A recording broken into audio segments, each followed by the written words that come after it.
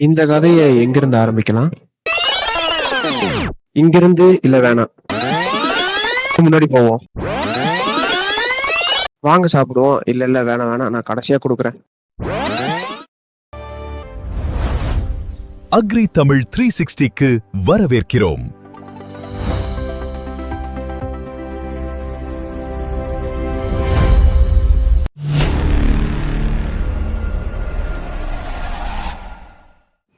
ஒரு 6ல இருந்து 7 வருஷம் கஷ்டப்பட்டு இந்த மரத்த காப்பாத்திட்டீங்கன்னா, 7வது வருஷத்துலருந்து பலன் குடுக்கறக்கு ஆரம்பிப்பாரு நம்ம தலைவரு.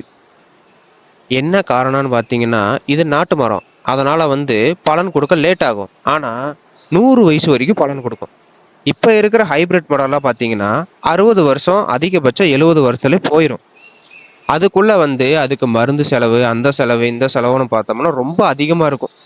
நம்மனால அவ்வளோலாம் அஃபோர்ட் பண்ண முடியாதுங்க. அது இல்லாம நமக்கு கொஞ்சமா கிடைச்சாலும் நிம்மதியா இருக்கணும். அவ்வளோதான். இது பார்த்தீங்கன்னா, நம்மளுக்கு நாட்டு வெரைட்டி மரம் தான். இதில எதனால இவ்ளோ இளநீ புடிச்சிருக்குன்னு பார்த்தீங்கன்னா, ஒரு 3, 4 மாசமா நாங்க இளநீ போடல. அது வேற ஒரு ப்ராசஸ்க்காக பார்த்தீங்கன்னா, இளநீ நிப்பாட்டி வச்சிருந்தோம். ஆனா, இப்போ பார்த்தீங்கன்னா, இளநீ போட வேண்டிய சிச்சுவேஷன் வந்துருச்சு. காரணம் என்னன்னா, இளநீ எல்லாம் அழுகுறதுக்கு ஆரம்பிச்சுருச்சு. அது எப்படி அழுகுறதுக்கு ஆரம்பிச்சதுன்னா, வெயிட் தாங்காம அந்த குலை இருக்கு இல்லையா? அது குலை உடைஞ்சு அப்படியே நின்றுச்சுங்க. அப்படியே நின்றுச்சுன்னா என்ன ஆகும்னா, அதுக்கான சத்துக்கள் சரியா அந்த இளநீக்கு போய் சேராது. சேராததுனால, அந்த குலை பார்த்தீங்கன்னா, அப்படியே ஒவ்வொரு காயா கீழ விழுகுறக்கு ஆரம்பிக்கும். கீழ விழுந்த காயெல்லாம் சரி தேங்காய் ஆயிரும் அப்படின்னு சொல்லிட்டு நம்மளும் எடுத்துட்டு போய் வீட்ல வைப்போம். ஆனா, அது பார்த்தீங்கன்னா, மூக்குல பார்த்தீங்கன்னா அழுகல் வர்றதுக்கு ஆரம்பிச்சுரும். அப்படி அழுகல் வந்துருச்சுன்னா, அந்த காய எதுக்குமே யூஸ் பண்ண முடியாது. தேங்காயா உள்ள வெட்டுனீங்கனாலும் உள்ள ஒண்ணுமே இருக்காது. அப்படி வேஸ்ட்டா தான் போய்க்கிட்டு இருந்துச்சு.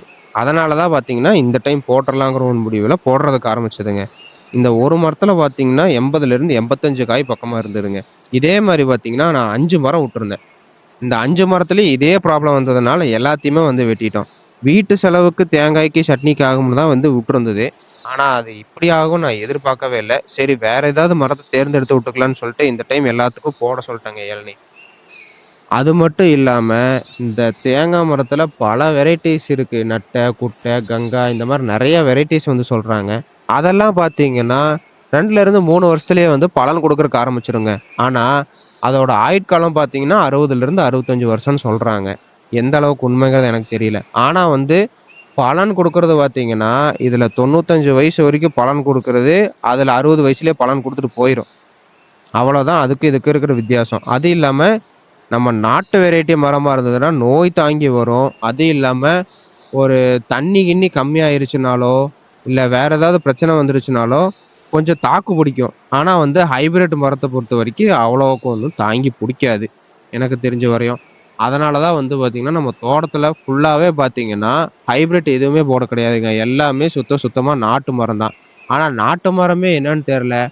இது வாங்கி போட்டத நம்ம இங்க தோட்டத்துக்கு ஒருத்தரு வித்துட்டு வந்துட்டு இருந்தாரு. ஃபர்ஸ்ட்டு நாங்க தோட்டம் வாங்குனப்போ, தோட்டத்துக்கு வித்துட்டு வந்துட்டு இருந்தாரு. அவருகிட்ட புள்ள எவ்வளோன்னு கேட்டு, ஒரு 6 வருஷத்துக்கு முன்னாடி வாங்குனது. புள்ள எவ்வளோன்னு கேட்கும்போது, அவரு ரூ. 120 என்னமோ சொன்னாருங்க. அப்படி இப்படின்னு சொல்லி நாங்க ஒரு 100 மரம் வாங்குனோம். ரூ. 120 சொன்னாரு. ரூ. 100 போட்டு குடுத்துட்டாரு. 100 மரம் பக்கமா வாங்கிட்டோம்.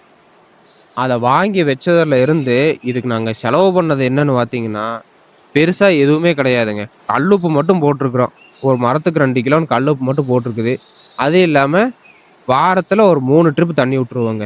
சுத்தி வாய்க்கால் எடுத்து விட்டு வாரத்துக்கு ஒரு 3 ட்ரிப் தண்ணி. அது இல்லாம எருக்கஞ்செடி, அத அப்புறம் ஆ டீகம்போஸ்ட்டு இதெல்லாம் பார்த்தீங்கன்னா, மிக்ஸ் பண்ணி அப்படி அப்படியே தண்ணீல போம்போது, தண்ணியோட தண்ணியா அப்படியே விட்டுறது. அவ்வளோதான் நாங்க இதுக்கு பண்ண செலவே. மத்தபடி பார்த்தீங்கன்னா, பெருசா எந்த செலவுமே பண்ண கிடையாது. இப்ப தான் பார்த்தீங்கன்னா, லைட்டா கள்ளிப்பூச்சி தாக்கம் இருக்கிற மாரி தெரியுதுங்க. அதுக்கு மட்டும் எதையாச்சும் ஒண்ணு அடிச்சு விட்டாவே போதும். அதுவே நல்லா நோய் தாங்கி வந்துருங்க. மத்தபடி பார்த்தீங்கன்னா, அவரு குடுத்த மரத்துல ஒரு மரம் கூட எங்களுக்கு ஃபெயிலியர் ஆகல. நாங்க ஒரே ஒரு மரம் சரியா கவனிக்காம, பராமரிக்காம விட்டதுனால, அந்த ஒரு மரம் மட்டும் போயிருச்சு. அதுக்கு காரணம் என்னன்னா, அந்த இடத்துக்கு சுத்தமான பாறை, கடும் பாறை.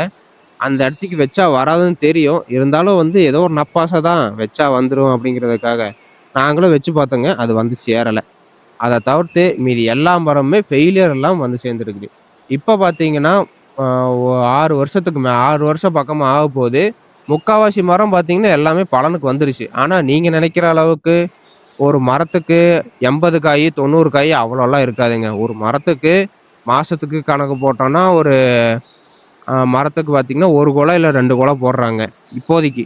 அதாவது நம்ம சரியா பராமரிக்க கிடையாது. சரியான சத்து அந்த மாரி எதுவுமே குடுக்க கிடையாது. அப்படி இருந்துமே வந்து இந்த அளவுக்கு வந்துட்டு நமக்கு நல்ல மகசூல் கிடைச்சிருக்குங்க.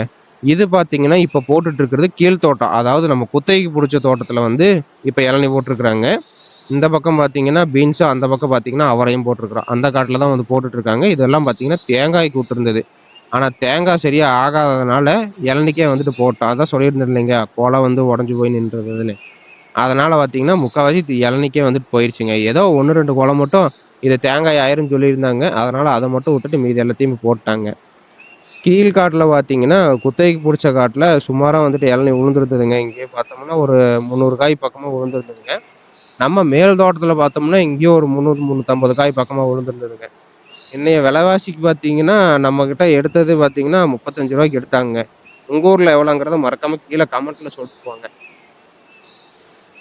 இந்த இளநீ போட்டதுக்கு அப்புறம் பார்த்தீங்கன்னா, இந்த தென்னை மரத்துலருந்து விழுகுற மட்டை, அது இல்லாம பாலை, பண்ணாடை இதெல்லாம் வந்து கலெக்ட் பண்ணி வச்சுட்டோம்னா, நம்ம மஞ்சள் வேவிக்கிறதுக்கோ, இல்ல விறகுக்கோ இந்த மாரி வேலைகளுக்கெல்லாமே வந்துட்டு சரிப்பட்டு வருதுங்க. அது என்ன காரணம்னு பார்த்தீங்கன்னா, மட்டை வந்து இங்க மஞ்சள் போடுறது, மஞ்சள் சாகுபடி வந்து இங்க ஜாஸ்தி. மட்டையெல்லாம் வந்து இப்பவே எடுத்து எல்லாத்தையும் ஒட்டுக்கா சேர்த்து ஒரு இடத்துக்கு வச்சுட்டோம்னா, நமக்கு வேலையே கிடையாதுங்க. அவங்களே வருவாங்க, டெய்லர்ல லோட் எடுப்பாங்க, கிளம்பி போயிட்டே இருப்பாங்க. மட்டைக்கு பார்த்தீங்கன்னா, ஒரு ரூ. 2ன்னு போட்டுக்கங்களேன் கணக்கு. ம ஒரு மட்டைக்கு ரூ. 2ன்னு போட்டோம்னா என்ன ஆயி போச்சுங்க கணக்கு. எல்லாமே வந்து காசு தாங்க இதுல. இளநீ போட்டோம்னா. இந்த தென்னம்புல வைக்கிறப்ப மட்டும் தான் கொஞ்சம் சிரமங்க. அதுக்கு வச்சதுக்கு அப்புறம் எல்லாமே காசு தாங்க. அப்புறம் மரம் பட்டு போச்சுனாலோ, இல்ல மரத்துல வந்து காய் காய்க்கல, இல்ல மரத்துக்கான ஆயுசு முடிஞ்சிருச்சு அப்படின்னாலோ, அந்த மரத்தையே வந்து விலைவாசி வெட்டி எடுத்துக்கிறாங்க. அது பார்த்தீங்கன்னா, வீட்ல ஃபர்னிச்சர் செய்றதுக்கு, இல்லாட்டி வந்து சென்ட்ரிங் வேலைக்கு, இந்த மாரி இடங்களுக்குலாம் பார்த்தீங்கன்னா, இந்த இளநீ வந்துட்டு கிளம்புறதுக்கு ஆரம்பிச்சுருதுங்க. இதுவுமே வந்து பார்த்தீங்கன்னா, இதுவும் காசு தான்.